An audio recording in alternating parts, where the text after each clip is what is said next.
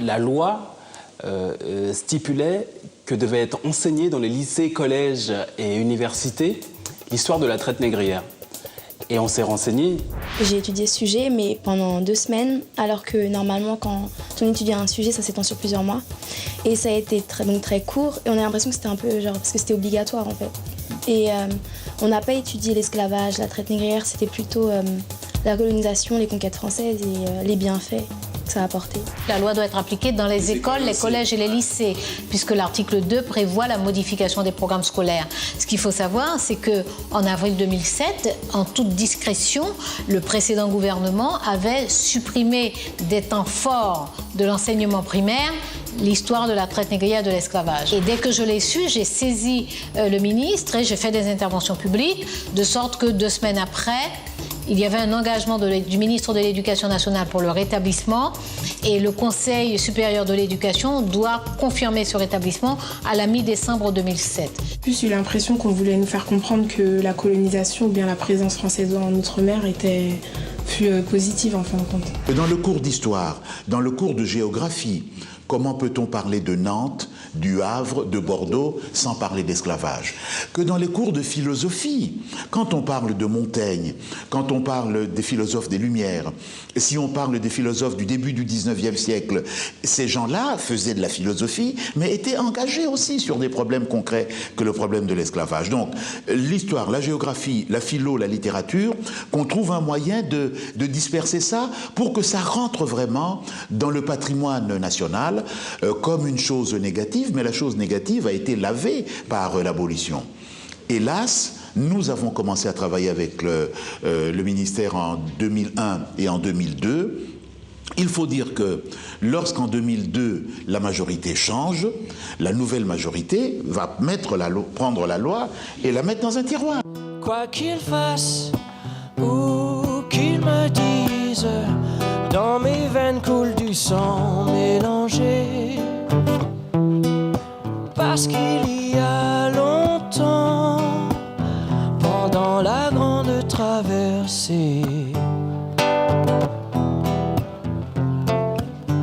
au fond d'une cale, un marin pour crever l'ennui, dans une fille enchaînée.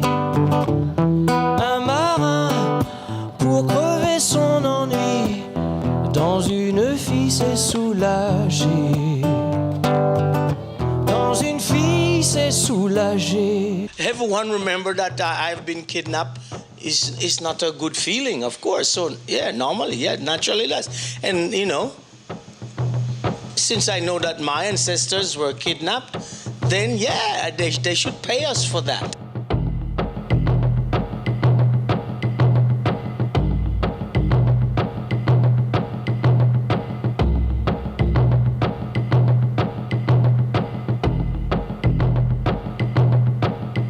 Beaucoup d'institutionnels, beaucoup de politiques, notamment Françoise Vergès, Christiane Taubira, Jacques Chirac, enfin beaucoup de gens qu'on a rencontrés ont trouvé une autre initiative assez intéressante. Pour que le message soit entendu par la majeure partie des Français, avoir des personnes comme l'ancien président de la République qui est encore quelqu'un de très important, il est au Conseil constitutionnel. J'ai choisi le 10 mai.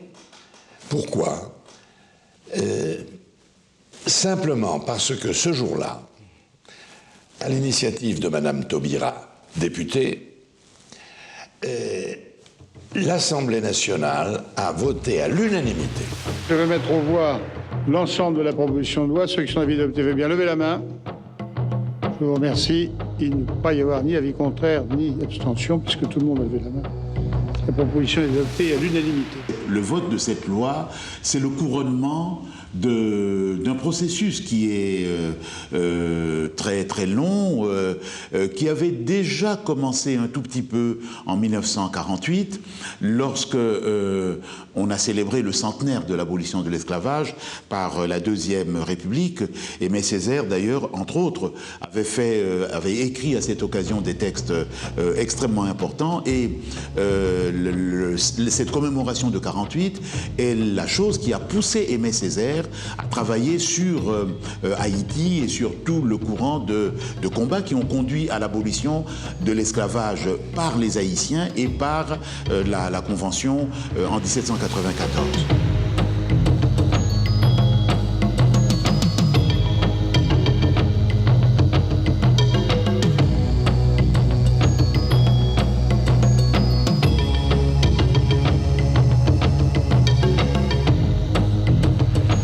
Le fait d'avoir eu le label du CPME, donc de Françoise Vergès et du Comité pour la mémoire de l'esclavage, ça nous a permis justement d'avoir le logo République française. Quand on est allé voir les mairies, quand on est allé voir toutes les personnes pour pouvoir nous apporter de l'aide, tout de suite on a trouvé que le projet était sérieux parce que nous avions ce label du CPME, du Comité pour la mémoire de l'esclavage. Le moment peut-être le plus lourd, le plus poignant, le plus pesant, le plus significatif peut-être même, a été le 19 février 1999, lors de la première lecture à l'Assemblée nationale. D'abord, la charge émotive était extrêmement lourde, extrêmement forte. Madame la ministre, Monsieur le ministre, chers collègues, le sujet dont nous nous sommes emparés n'est pas un objet froid d'étude. C'était quand même pour la première fois au Parlement un débat qui tournait autour non seulement d'une histoire douloureuse pour la France, pas glorieuse du tout, la traite négrière à l'esclavage, mais aussi pour poser sur cette histoire douloureuse des paroles solennelles, qualifier cette histoire, qualifier cette période, lui donner un statut, dénommer cette période crime contre l'humanité. Ces actes-là, crimes contre l'humanité. Il est juste d'énoncer que c'est dans nos idéaux de justice, de fraternité, de solidarité, que nous puisons la raison de dire que le crime doit être qualifié et inscrit dans la loi, parce que la loi seule dira la parole solennelle au nom du peuple français.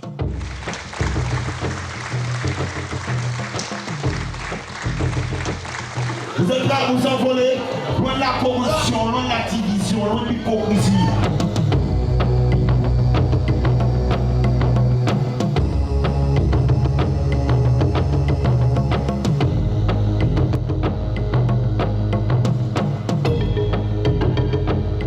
Je pense que c'était important que cette date soit mise en place parce que ça va permettre quelque part l'émancipation du peuple noir. Parce qu'on a besoin... En Afrique, on n'en parle pas du tout de tout ça.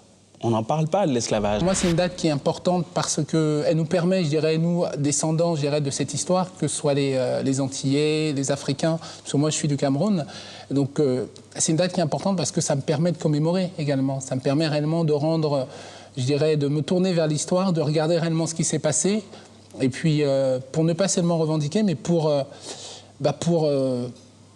reconnaître l'histoire telle qu'elle est, et parce que c'est cette histoire qui, je dirais, qui explique le contexte dans lequel on évolue aujourd'hui. C'est cette histoire donc, qui nous permet de comprendre les interactions qui existent entre les différentes cultures.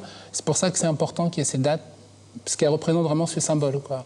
Le symbole de l'histoire qui a voyagé, de cette rencontre qu'il y a entre, je dirais, différentes cultures, différentes populations. Africaphonie est une trouvaille qui est très bienvenue parce que une chose que l'on ne voit pas ou qu'on ne veut pas véritablement voir, c'est que l'Afrique parle.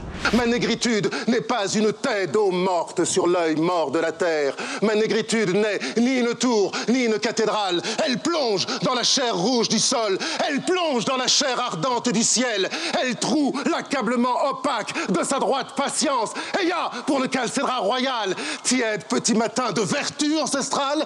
Et y a pour la joie, et y a pour l'amour, et y a pour la douleur, au pis de larmes réincarnées. Il y a eu plusieurs textes qui ont été proposés. Le président Chirac a souhaité que ce soit le texte d'Aimé Césaire qui célèbre cette première commémoration qui est un moment de réunion.